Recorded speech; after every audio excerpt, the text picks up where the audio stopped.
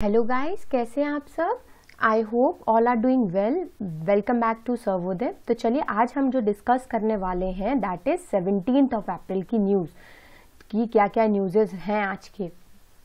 सबसे पहले तो आता है NALSA, that is national legal service authority, राष्ट्रीय विधिक सेवा प्राधिकरण इसका फुल फॉर्म होता है, जिसमें कि जैसे आपको पता होगा, नॉलेज होगा कि सारे जो जेल्स हैं उसमें क्या कैदियों को जो अंडर ट्रायल चल रहे होते हैं, जिनकी 5 साल या 2 साल की उन लोगों की कैद की सजा होती है, उनका टाइम भी पूरा हो जाता है, बट आपने कई बार अगर देखा हो तो 2 साल का सजा प्लस फाइन भी रहता है, तो उनके पास इतने पैसे नहीं होते कि वो फाइन को जमा कर पाए, तो इस वजह से वो जेल में ही रह जाते हैं। तो इसीलिए जो अंडर ट्रायल लोग हैं 11,077 लोग जो हैं, इन लोगों को जो है कोविड-19 के प्रकोप के कारण इन लोगों को छोड़ा गया है अंडर ट्रायल पे, है ना, पेरोल पे या फिर इस टाइप से छोड़ दिया जाता है। तो नालसा आया इसमें न्यूज में। तो नालसा बेसिकली क्या है कि एक तरीके से लीगल सर्विस अथॉरिटी है, जो कि लोग एक तरीके से अगर गरीब लोग हैं तो वो हायर नहीं कर सकते कोई वकील, है ना, या फिर कोर्ट कचहरी के चक्कर लगाते में इतने पैसे लग जाते हैं, तो इसलिए जो है ये एक्ट आया था 1987 में, जो कि प्रोवाइड करता है free legal service to weaker section of the society, right. इसका एक न्यूज लेटर भी है, उसको बोलते हैं हम न्यायदीप। तो न्यायदीप जो है नालसा का, पूछ सकते हैं कि न्यायदीप क्या है, तो ये एक ऑफिशियल न्यूज लेटर है जो कि नालसा निकालती है ना। अब उसके बाद जो है इसमें पूछा जाएगा कि चीफ कौन रहता है, तो सेक्शन जो यही जो एक्ट है उसी के सेक्शन 3(2) में बोला गया है कि नालसा का जो हेड करेगा वो चीफ जस्टिस ऑफ इंडिया जो होगा वो पैट्रॉन इन चीफ रहेगा, और या फिर इसी के साथ साथ जो इसके सीनियर मोस्ट जो जज होते हैं सुप्रीम कोर्ट में, वो इसके एग्जीक्यूटिव चेयरमैन रहेंगे। ठीक है, तो ये सब नॉलेज आपको होनी चाहिए regarding NALSA. Next is civil defence volunteer. तो बेसिकली अभी गवर्नमेंट बात कर रही है कि 50,000 जो है सिविल डिफेंस वॉलेंटियर, जैसे आपको पता हो कि एनजीओ जो है उनको कार्यकारी जो संगठन होते हैं, स्वयं सहायता समूह होते हैं, इन लोग जो है आगे बढ़ चढ़ के काम कर रहे हैं, तो ऐसे ही जो होते हैं एक सिविल डिफेंस वॉलेंटियर होते हैं। तो उनको अभी 50,000 जो वॉलेंटियर्स हैं इनको ग्लास रूट लेवल पे जो है कोविड-19 के प्रकोप के कारण इनको भेजा जाएगा। तो बेसिकली आपको पूछ सकते हैं कि सिविल डिफेंस वॉलेंटियर क्या एक तरीके से एनजीओ की तरह ये लोग आते कहाँ से हैं, तो इनकी एक ज्वाइनिंग होती है जो कि एक एक्ट के द्वारा ज्वाइनिंग होती है, जो कि है सिविल डिफेंस एक्ट ऑफ 1968, जो कि एक बार चेंज भी हो चुका है, 2009 में अमेंड भी हो चुका है। ठीक है, तो बेसिकली ये वॉलेंट्री बेसिस में जिसको भी मतलब अपनी वॉलेंट्री सर्विसेज स्वेच्छा अनुसार जो है अपनी वॉलेंट्री सर्विसेज देनी है, वो जो है इसमें क्या बोलते हैं अपना नाम लिखवा सकता है और वो ज्वाइन कर सकता है, which is augmented during emergencies, और जो कि इमरजेंसी के टाइम पे इन लोग को वो बुला लिया जाता है ना। तो जब जब बुलाया जाएगा तब तक इनको पे ऑफ किया जाएगा, तो इस टाइप से रहता है ये। नेक्स्ट है हमारा कलर कोडिंग।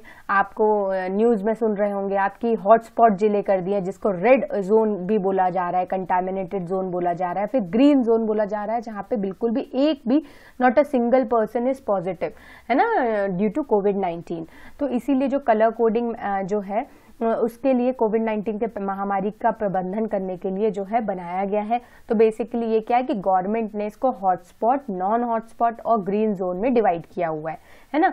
तो अब डिस्ट्रिक्ट्स को कैसे डिवाइड किया हुआ है, बेसिकली ये तो इतना फैक्चुअल तो नहीं आता कि 170 डिस्ट्रिक्ट आपकी हॉटस्पॉट्स हैं, 207 जो है नॉन हॉटस्पॉट और 359 ग्रीन जोन है, लेकिन जो भी डिस्ट्रिक्ट जिसमें more than 6 cases would be classified as hotspot, अगर 6 केसेस से ज्यादा है तो फिर उसे हॉटस्पॉट बोला जाएगा, और 15 केसेस से तो ज्यादा है तो उसे आउटब्रेक, कोरोना महामारी का आउटब्रेक बोला जा सकता है। ठीक है, तो ये बहुत सारे जिले हैं, जैसे दिल्ली हो गया, एनसीआर, मुंबई, नागपुर, पुणे, थाने, यवतमाल, सिंगली, है ना।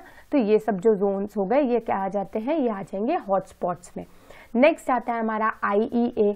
तो इसका बेसिकली क्या संदर्भ है कि दुनिया भर में तेल की मांगों पर एक वैश्विक लॉकडाउन टाइप का हो गया, तो इसकी वजह से तो है, इसकी वजह से ये जो इंटरनेशनल एनर्जी एसोसिएशन होता है, इसका फुल फॉर्म जो एनर्जी के लिए विश्व प्रख्यात जो ग्रुप है उन लोग इनके साथ टारगेट करते हैं और फिर इन लोग डील्स मतलब एक तरीके से मैनेजमेंट करते हैं कि कैसे हमें एनर्जी के क्राइसिस से बचना है, अगर एनर्जी डिमांड नहीं है वर्ल्ड इकोनॉमी में तो हमें कैसे कम प्रोडक्शन करना है, या डिमांड ज़्यादा है तो हमें ज़्यादा प्रोडक्शन कैसे करना है, ताकि एक बैलेंस जो है रेट रहे ऑल ओवर द वर्ल्ड में। ठीक है, तो इसीलिए IEA जो है बनाया गया था। अब ये बनाया कब गया था, तो ये मेन चीज है। तो अपने एग्जाम पॉइंट ऑफ व्यू से ये पूछ लिया जा सकता है कि 1974 में ये बनाया गया था, और ये OECD ऑर्गेनाइजेशन और इकोनॉमिक काउंसिल एंड डेवलपमेंट जो होते हैं, मतलब जो इकोनॉमिक काउंसिल डेवलपमेंट इस टाइप के जो बेसिकली संगठन पे काम करता है, उसके तहत इनको बनाया गया था, जिसका मिशन है, मतलब जिसका मेन टारगेट जो है उसका है कि इंश्योर करना रिलायबल, अफोर्डेबल और clean energy to the member. जो भी इनके मेंबर्स होंगे उनको मतलब एश्योर रिलायबल कि हाँ आपको मिल जाएगा ऑयल, अफोर्डेबल की मतलब वो उसको खरीदने योग्य रहे, और क्लीन मतलब साफ सुथरी एनर्जी प्रोवाइड करने का इनका टारगेट रहता है। और इसका हेडक्वार्टर कहाँ पे है ये पूछा जा सकता है, तो दैट इज पेरिस, फ्रांस।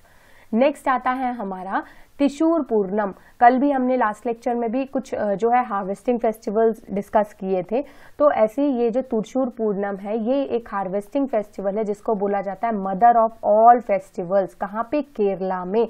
तो बेसिकली इसमें क्या होता है कि पूरम डेट्स मतलब 18वीं सेंचुरी से इसको मनाया जा रहा है। कब से, संगतन ताम्फूरन एक महाराष्ट्र थे जो कि कोची स्टेट में रहते थे, इनको द्वारा इसको बना मतलब चालू किया गया था इस फेस्टिवल को, इस त्योहार को। लेकिन अब जो है ये मदर ऑफ ऑल फेस्टिवल बोला जाता है, कहाँ पे, केरला राज्य में।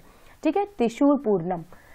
नेक्स्ट है MK-54, मतलब एक तरीके से ये टॉरपॉड्स है, मतलब एक तरीके से जो मिसाइल्स होती है ना जिसका इस टाइप से राउंड ऑफ शेप होता है, जो मतलब उसको लॉन्चिंग पैड में लगाया जाता है तो वो सीधा उड़ती है, और फिर मतलब जहाँ पे भी टारगेट एरिया होता है वहां पे वो जो है टारगेट करती है अपना। तो ये MK-54 पूछ लिया जा सकता है कि किससे के द्वारा डील हुई थी हमारी इंडिया के साथ, तो ये बेसिकली इंडिया के साथ हमारी हुई थी US डिपार्टमेंट के साथ।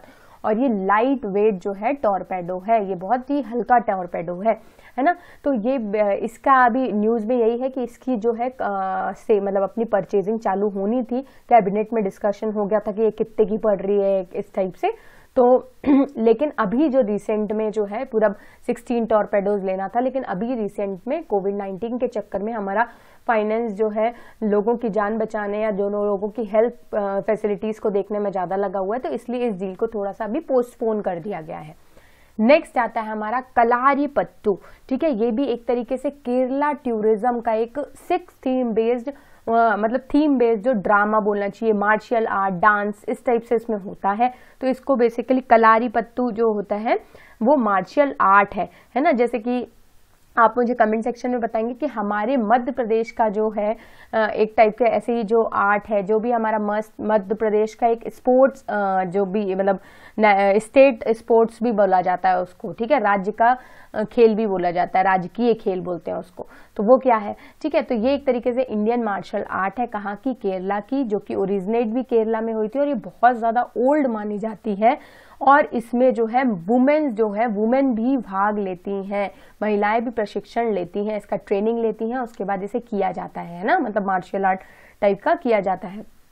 उसके बाद मेरू यात्रा एक गंजाम डिस्ट्रिक्ट जो उड़ीसा में है, उसमें बहुत ही बड़ा एक भव्य आयोजन होता है महाविषुव संक्रांति के टाइम पे। इसे उड़िया का जो है या उड़ीसा का न्यू ईयर ये होता है, नया साल भी माना जाता है। ये करीब 21 दिन तक चलता है और इसका दूसरा नाम जो है दंड नाटा भी होता है। इसमें बेसिकली डंडे या फिर जो स्टिक होती है उसके हेल्प से जो है इसमें नाट किया जाता है, डांस किया जाता है। ठीक है, और इसमें सिर्फ ओनली मेल्स होते हैं। अभी अपन ने जो केरला का बात किया कलारीपत्तू, उसमें मेल फीमेल दोनों होते हैं और इसमें सिर्फ मेल होते हैं। ठीक है, द पार्टिसिपेंट ऑफ डंडा वर कॉल्ड डंडुआज। जो भी मतलब जो पार्टिसिपेंट्स होते हैं जो स्टिक का यूज करके जो है वो आर्ट को परफॉर्म करते हैं, उसको क्या बोला जाता है, डंडुआज। गॉडेस काली और शिवा की वर्कशिप के लिए इसे किया जाता है ना। नेक्स्ट आता है इंटरनेशनल मॉनेटरी फंड। तो इंटरनेशनल मॉनेटरी फंड ने भी रिसेंट में, IMF बोला जाता है इसको इन शॉर्ट, अभी रिसेंट में इसने $1 ट्रिलियन ऑफ US डॉलर मतलब जो है कैपेसिटी कुछ देशों जो मतलब लग रहा है कि जो देश खुद से मतलब नहीं कर पा रहे हैं हैंडल इस सिचुएशन को, उनको देने के लिए बोला है, सपोर्ट करा है कोविड-19 के प्रकोप के लिए। तो बेसिकली IMF आया है तो हमें पता होना चाहिए IMF है क्या, कब बना, है ना। तो IMF एक 189 कंट्रीज का एक ग्रुप समूह है जो कि ग्लोबल मॉनेटरी पॉलिसीज को देखता है, फाइनेंशियल स्टेबिलिटी को, स्थिरता को देखता है ना, इकोनॉमी को देखता है, पॉवर्टी को एलिविएट करने में काम करता है और एम्प्लॉयमेंट और सस्टेनेबल इकोनॉमिक ग्रोथ पे भी काम करता है। और ये बना कब था? तो ये बना था 1945 में। चलिए, यहाँ पे मैंने एक चीज जानबूझ के मिस आउट की है, दैट इज हेडक्वार्टर। तो you have to tell me, it's your responsibility that कि इसका मुख्यालय कहाँ पे है, आपको मुझे कमेंट सेक्शन में बताना है। ये हो गया हमारा सेकेंड क्वेश्चन, राइट। तो ये होती है हमारी आज की न्यूज़ फ्रेंड्स। तो चलिए हम कल फिर मिलते हैं। Thank you and have a very good day friends.